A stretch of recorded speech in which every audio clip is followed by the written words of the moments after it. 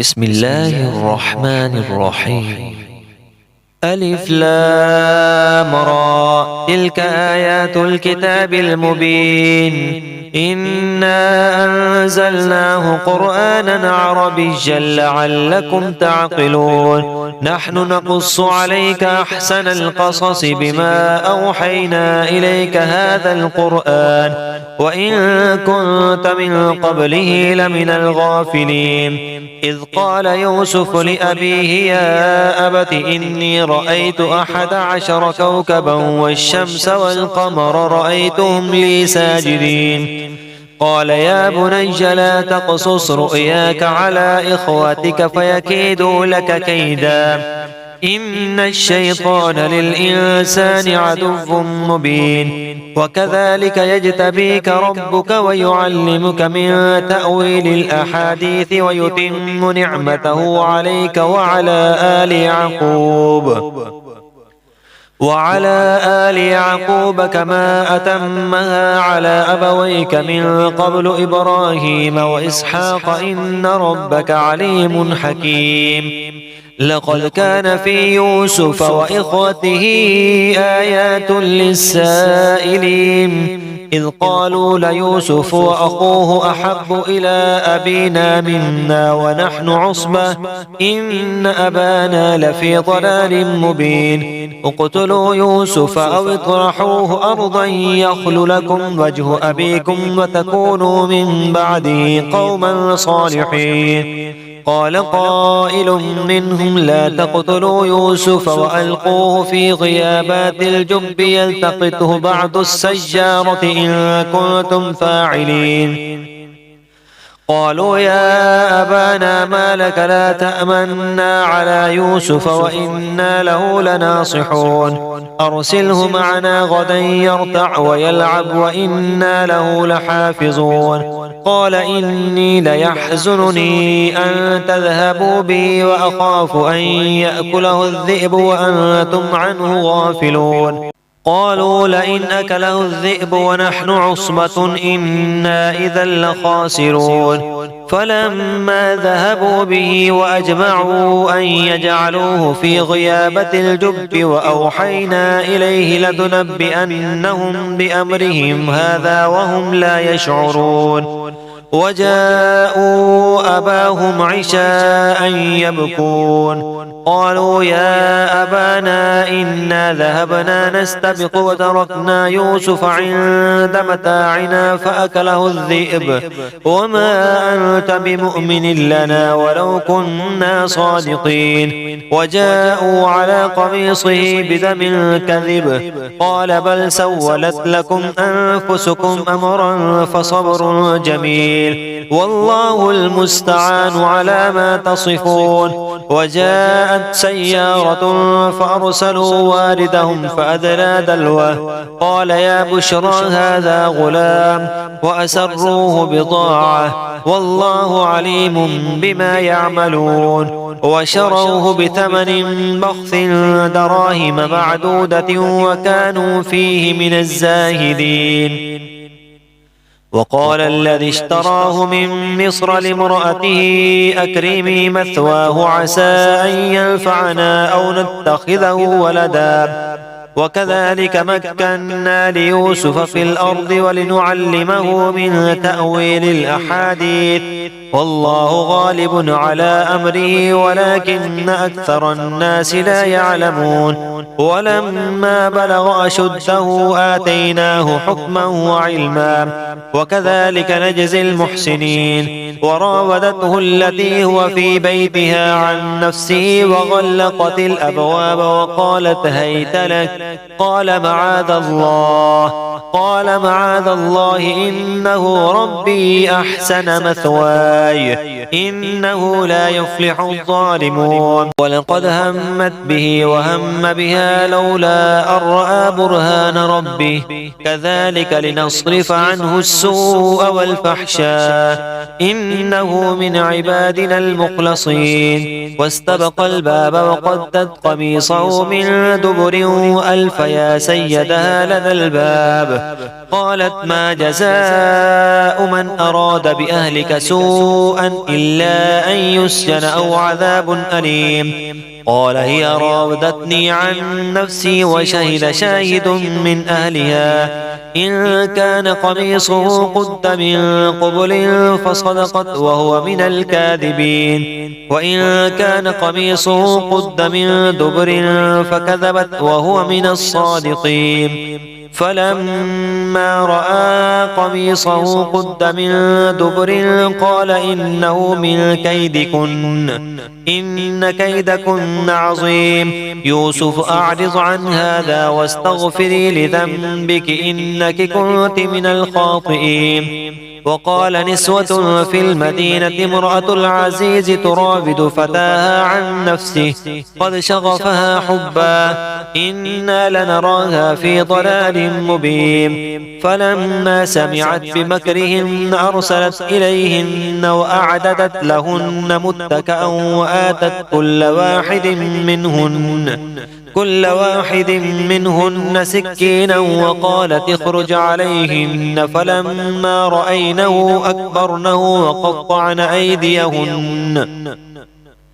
وقطعن أيديهن وقلن حاش لله ما هذا بشرا إن هذا إلا ملك كريم. قالت فذلكن الذي لمتنني فيه ولقد راودته عن نفسه فاستعصم ولئن لم يفعل ما آمره ليسجنن وليكون من الصاغرين. قال رب السجن أحب إلي مما يدعونني إليه وإلا تصرف عني كيدهن أصب إليهن وأكن من الجاهلين. فاستجاب له ربه فصرف عنه كيدهن إنه هو السميع العليم. ثم بدا لهم من بعد ما رأوا الآيات ليسجننه حتى حين. ودخل معه السجن فتيان قال أحدهما إني أراني أعصر خمرا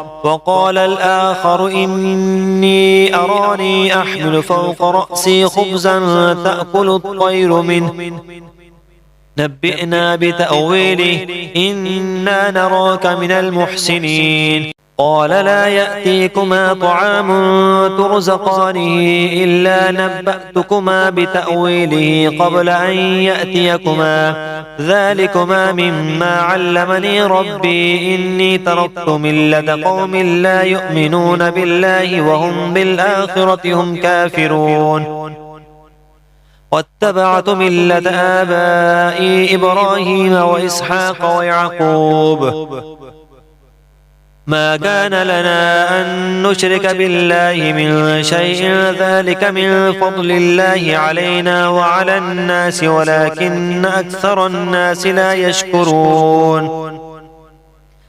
يا صاحبي السجن أأرباب متفرقون خير أم الله الواحد القهار ما تعبدون من دونه إلا أسماء سميتموها أنتم وآباؤكم ما أنزل الله بها من سلطان إن الحكم إلا لله أمر ألا تعبدوا إلا إياه ذلك الدين القيم ولكن أكثر الناس لا يعلمون. يا صاحبي السجن أما أحدكما فيسقي ربه خمرا وأما الآخر فيصلب فتأكل الطير من رأسه قضي الأمر الذي فيه تستفتيان. وقال للذي ظن أنه ناج منهما اذكرني عند ربك فأنساه الشيطان ذكر ربه فلبث في السجن بضع سنين.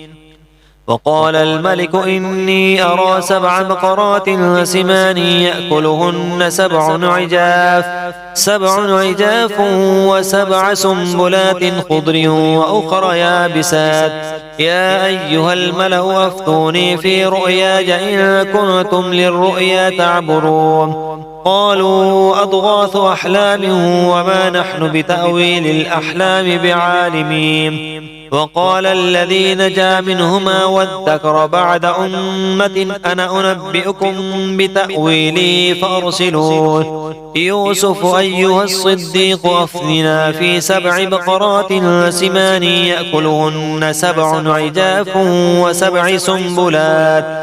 عجاف و7 سنبلات خضر وأخر يابسات لعلي أرجع إلى الناس لعلهم يعلمون قال تزرعون 7 سنين دأبا فما حصدتم فذروه في سنبله إلا قليلا مما تأكلون ثم يأتي من بعد ذلك 7 شداد يأكلن ما قدمتم لهن إلا قليلا مما تحصنون ثم يأتي من بعد ذلك عام فيه يغاث الناس وفيه يعصرون وقال الملك ائتوني به فلما جاءه الرسول قال ارجع إلى ربك فاسأله ما بال النسوة اللاتي قطعن أيديهن إن ربي بكيدهن عليم قال ما خطبكن إذ راوتن يوسف عن نفسه قلنا حاش لله ما علمنا عليه من سوء قالت امرأة العزيز الآن حصحص الحق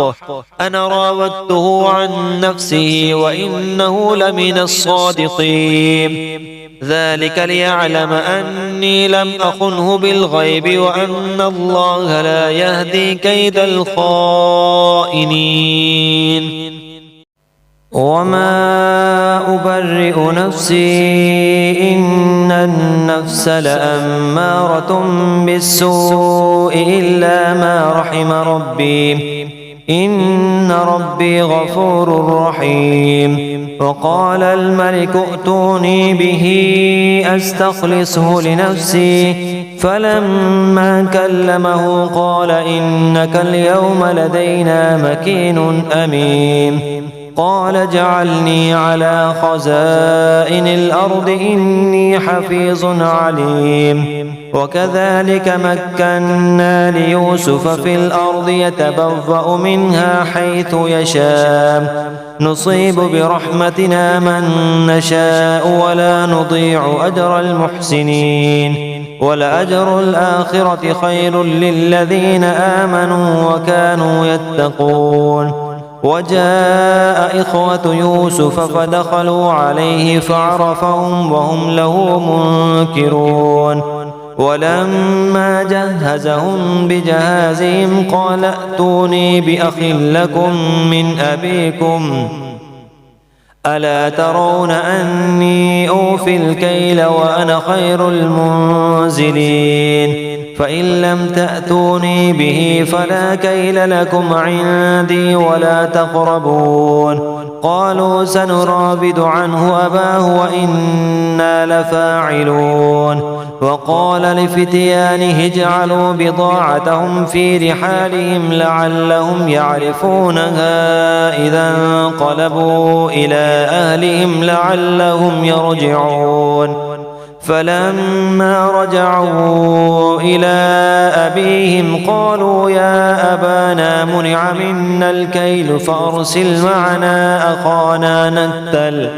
معنا أخانا نكتل وإنا له لحافظون قال هل آمنكم عليه إلا كما أمنتكم على أخيه من قبل فالله خير حافظا وهو أرحم الراحمين ولما فتحوا متاعهم وجدوا بضاعتهم ردت إليهم قالوا يا أبانا ما نبغي هذه بضاعتنا ردت إلينا ونمير أهلنا ونحفظ أخانا ونزداد كيل بعير ذلك كيل يسير قال لئن أرسله معكم حتى تؤتون موثقا من الله لتأتونني به إلا أن يحاط بكم فلما آتوه موثقهم قال الله على ما نقول وكيل. وقال يا بني لا تدخلوا من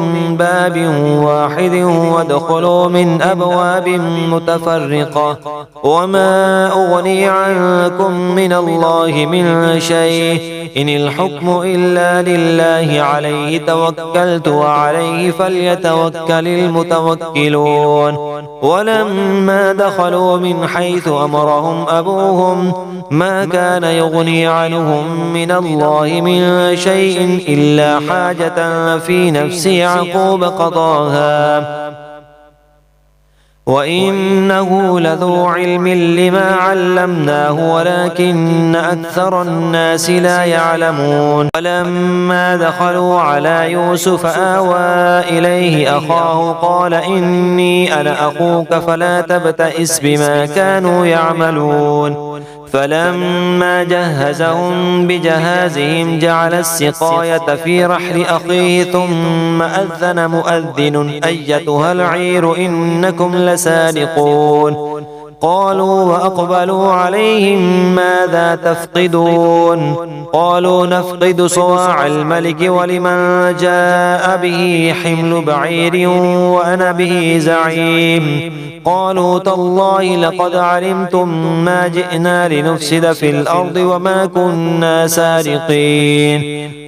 قالوا فما جزاؤه إن كنتم كاذبين؟ قالوا جزاؤه من وجد في رحله فهو جزاؤه كذلك نجزي الظالمين. فبدأ بأوعيتهم قبل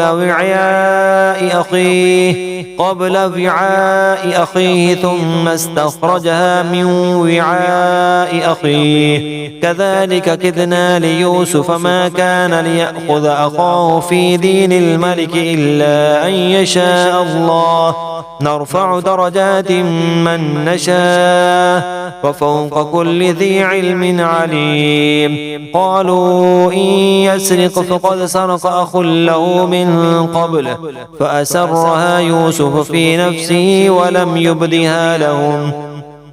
قال أنتم شر مكانا والله أعلم بما تصفون. قالوا يا أيها العزيز إن له أبا شيخا كبيرا فخذ أحدنا مكانه إنا نراك من المحسنين. قال معاذ الله أن نأخذ إلا من وجدنا متاعنا عنده إنا إذا لظالمون. فلما استيئسوا منه خلصوا نجيا. قال كبيرهم ألم تعلموا أن أباكم قد أخذ عليكم موثقا من الله ومن قبل ما فرطتم في يوسف فلن أبرح الأرض حتى يأذن لي أبي أو يحكم الله لي وهو خير الحاكمين. ارجعوا إلى أبيكم فقولوا يا أبانا إن ابنك سرق وما شهدنا إلا بما علمنا وما كنا للغيب حافظين. واسأل القرية التي كنا فيها والعير التي أقبلنا فيها وإنا لصادقون. قال بل سولت لكم أنفسكم أمرا فصبر جميل عسى الله أن يأتيني بهم جميعا إنه هو العليم الحكيم. وتولى عنهم وقال يا أسفا على يوسف وابيضت عيناه من الحزن فهو كظيم. قالوا تالله تفتأ تذكر يوسف حتى تكون حردا أو تكون من الهالكين. قال إنما أشكو بثي وحزني إلى الله وأعلم من الله ما لا تعلمون. يا بني اذهبوا فتحسسوا من يوسف وأخيه ولا تيأسوا من روح الله إنه لا ييأس من روح الله إلا القوم الكافرون. فلما دخلوا عليه قالوا يا أيها العزيز مسنا وأهلنا الضر وجئنا ببضاعة مزجاة فأوف لنا الكيل وتصدق علينا إن الله يجزي المتصدقين. قال هل علمتم ما فعلتم بيوسف وأخيه إذ أنتم جاهلون؟ قالوا أئنك لأنت يوسف؟ قال أنا يوسف وهذا أخي قد من الله علينا إنه من يتق ويصبر فإن الله لا يضيع أجر المحسنين. قالوا تالله لقد آثرك الله علينا وإن كنا لخاطئين. قال لا تثريب عليكم اليوم يغفر الله لكم وهو أرحم الراحمين. اذهبوا بقميصي هذا فألقوه على وجه أبي يأت بصيرا وأتوني بأهلكم أجمعين. ولما فصلت العير قال أبوهم إني لأجد ريح يوسف لولا أن تفندون. قالوا تالله إنك لفي ضلالك القديم. فلما أن جاء البشير ألقاه على وجهه فارتد بصيرا قال ألم أقل لكم إني أعلم من الله ما لا تعلمون؟ قالوا يا أبانا استغفر لنا ذنوبنا إنا كنا خاطئين. قال سوف أستغفر لكم ربي إنه هو الغفور الرحيم. فلما دخلوا على يوسف آوى إليه أبويه وقال ادخلوا مصر إن شاء الله آمنين. ورفع أبويه على العرش وخروا له سجدا وقال يا أبت هذا تأويل رؤياي من قبل قد جعلها ربي حقا وقد أحسن بي إذ أخرجني من السجن وجاء بكم من البدو من بعد أن نزغ الشيطان بيني وبين إخوتي إن ربي لطيف لما يشاء إنه هو العليم الحكيم. رب قد آتيتني من الملك وعلمتني من تأويل الأحاديث فاطر السماوات والأرض أنت وليه في الدنيا والآخرة توفني مسلما وألحقني بالصالحين. ذلك من أنباء الغيب نوحيه إليك وما كنت لديهم إذ أجمعوا أمرهم وهم يمكرون وما أكثر الناس ولو حرصت بمؤمنين وما تسألهم عليه من أجر إن هو إلا ذكر للعالمين. وكأي من آية في السماوات والأرض يمرون عليها وهم عنها معرضون وما يؤمن أكثرهم بالله إلا وهم مشركون. أفأمنوا أن تأتيهم غاشية من عذاب الله أو تأتيهم الساعة بغتة وهم لا يشعرون.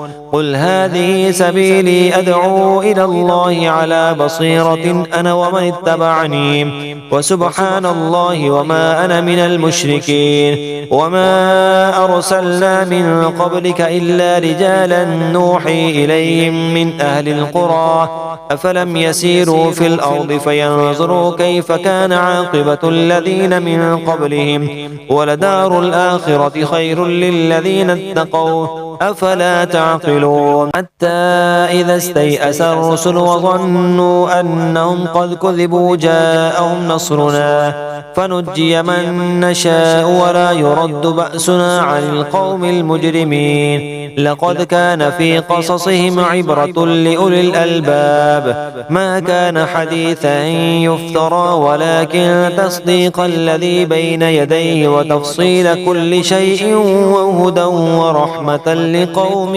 يؤمنون.